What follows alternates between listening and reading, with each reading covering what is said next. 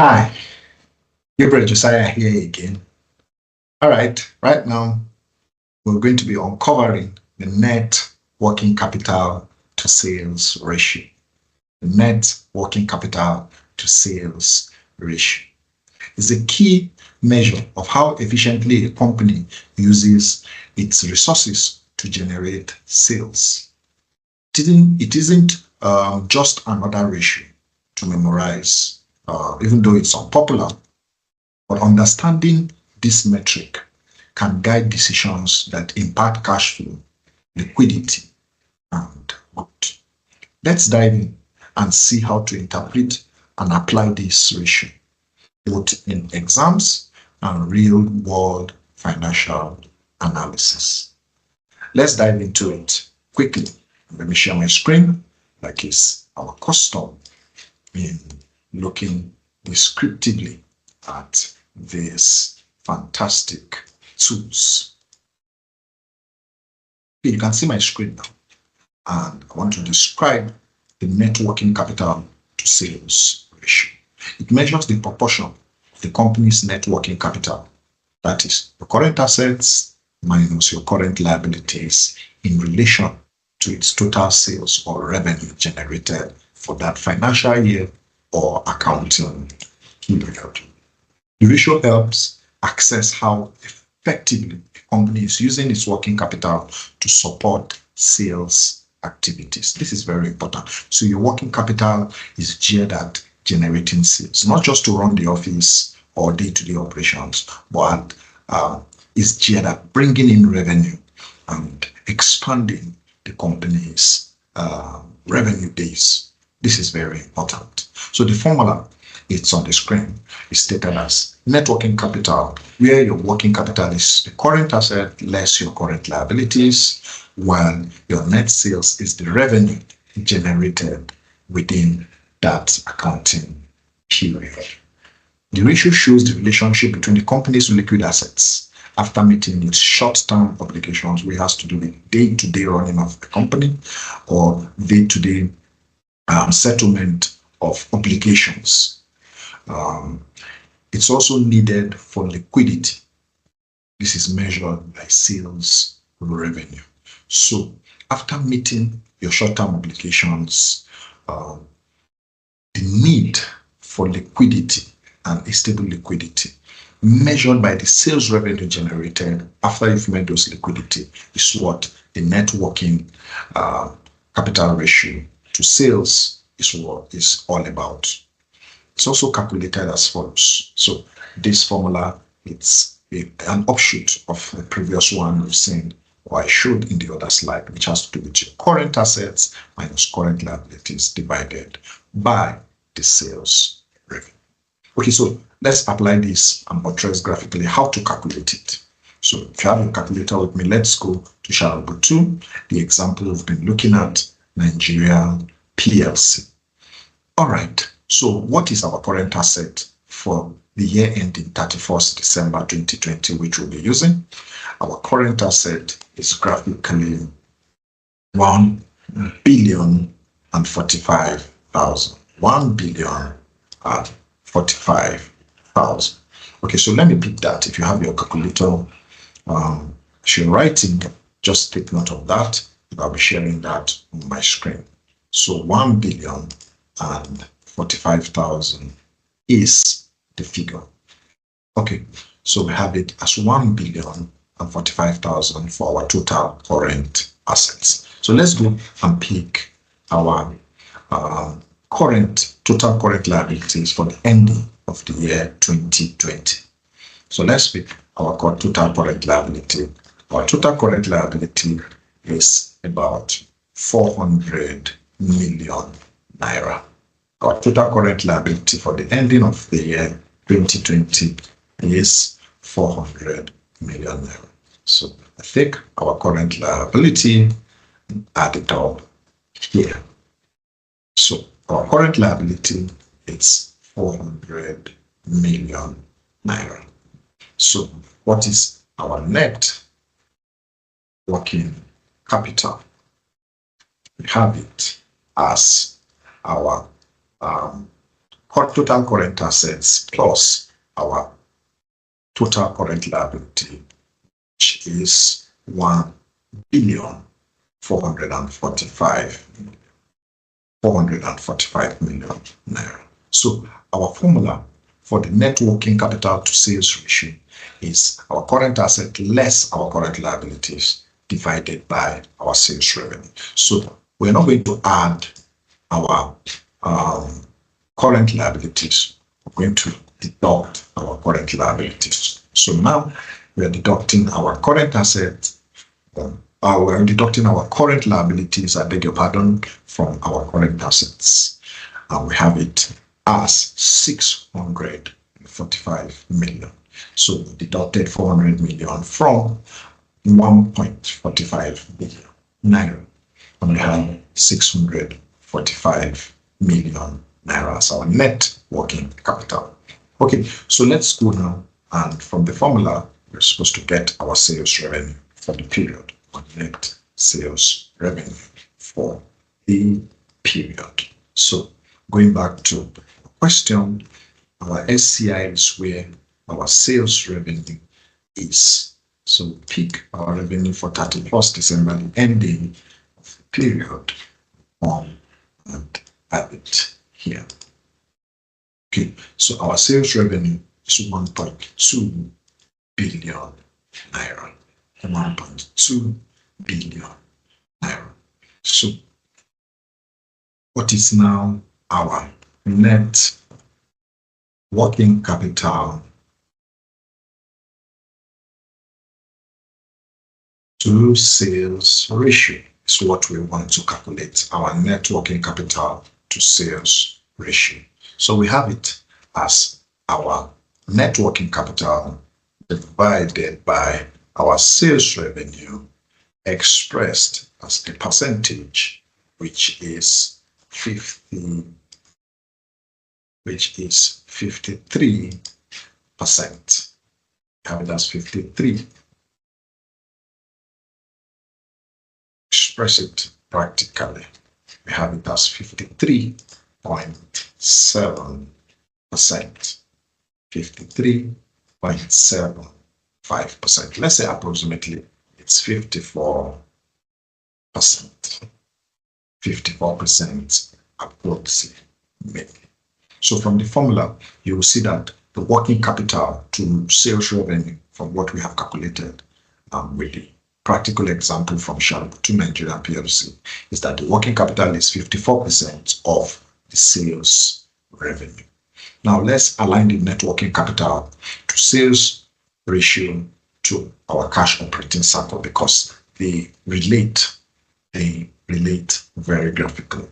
Now the addition of the number of days in inventory and the number of days in receivables, we understand from the last video, gives the operating cycle of the company. That has been established from the last video of our calculation of the cash operating cycle, cash conversion cycle. The purpose of calculating the operating cycle is to determine the amount of working capital. Don't forget, you have the current assets, which include inventory and receivable items. You also have the current liabilities, which include payables and some other items. Now, the purpose of calculating the operating cycle is to determine the amount of working capital that will be needed to meet the company's short-term obligations, day-to-day running of the business, or what is referred to as the adequacy of working capital as your current asset minus your current liabilities. The longer the operating cycle, the more current asset needed relative to current liabilities, because it takes longer time to convert inventory back to cash.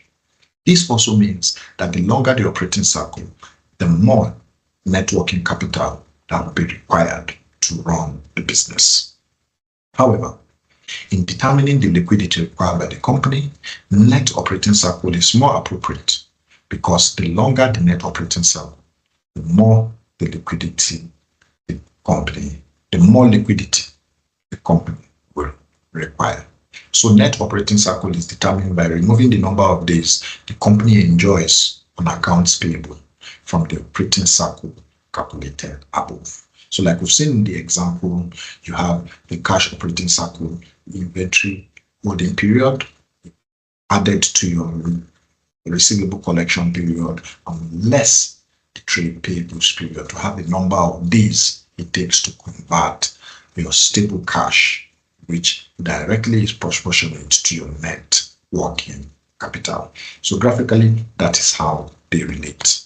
Now, the same method used in calculating the number of days in receivables will be used in calculating the number of days payables, like we've seen in the last example, by substituting receivable and payable as follows. So we have the accounts payable, and the denominator is average days of your purchases beginning and ending divided by 2, like we've seen. We also have the cash operating cycle, which is the net operating cycle. We want to relate it to the net working capital ratio as it applies graphically.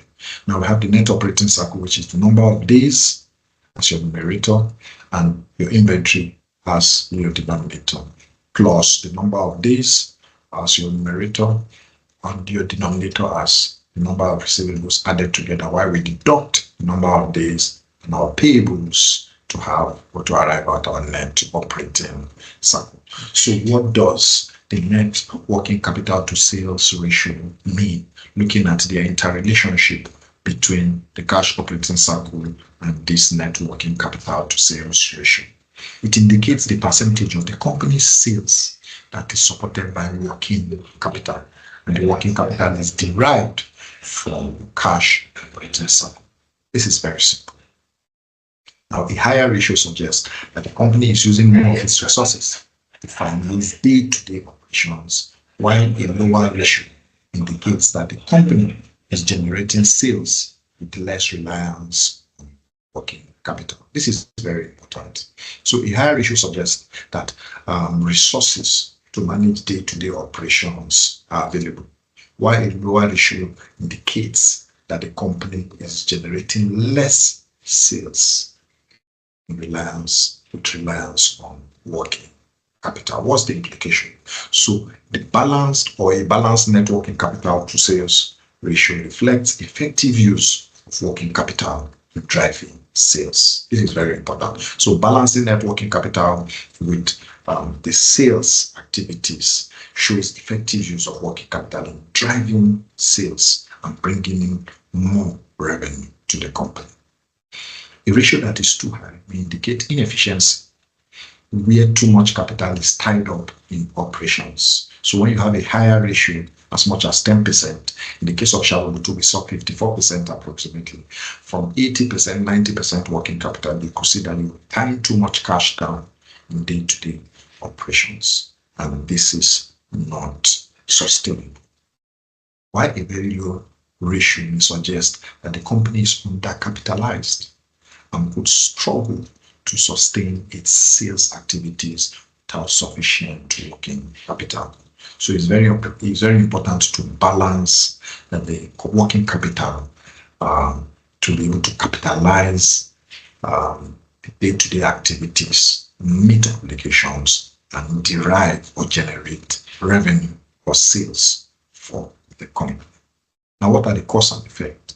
The cause of the high working capital to sales ratio is excessive inventory, tying down or having excessive inventory in the store, slow receivable collection period. You have a longer receivable, your cash are tied outside down with debtors, or inefficient use of the working capital that it's on ground to run the day-to-day operations. And the effect is the effect of a high working capital ratio, high net working capital to sales ratio is reduced cash flow, increased operational costs, and potential liquidity challenges if too much working capital is tied up. This is critical. Now, a low working capital to sales ratio, the cause is, which is generally recommended, is effective working capital management. So when you have a low net working capital ratio, maybe average of 50%, 40%, this is recommended and this is good. It shows quick inventory turnover, fast receivable collections, and the effect is improved liquidity, better cash flow. but may indicate potential risk if working capital is sufficient to cover short-term obligations. So there should be a balance between having it as an average 54%, 40%, and also requesting for replenishment in working capital, or managing the current asset and current liability, what you own and what you owe, to ensure that you are effectively managing operations, not running out of money, and also not having too much money in operations on the ground as working capital to meet your obligations and also derive high revenue. This skill is necessary for managers or the management team or chartered accountants to ensure operations are seamless and know when it's high and when it's low. Know when to meet obligations and when to invest excess working capital. This is very important. So in conclusion, the net working capital to sales ratio is a useful indicator of how well a company manages its working capital in relation to sales. Maintaining an optimal ratio is key for liquidity, efficient operations, and sustaining growth, as it ensures that the company can fund its day-to-day activities without over-reliance on external finance. This is very important. Okay, now having looked at the net working capital to sales ratio, let's wrap it up by saying the NWC to sales ratio is essential for analyzing how well a company balances its resources to sustain sales and operations. Optimal ratio means you are effectively managing liquidity without tying up too much capital. Thank you for tuning in. Don't forget to like, subscribe, and share if you found this video helpful. Keep refining your skills, and remember, smart working capital management is key to financial stability. See you next time. Until then, bye for now.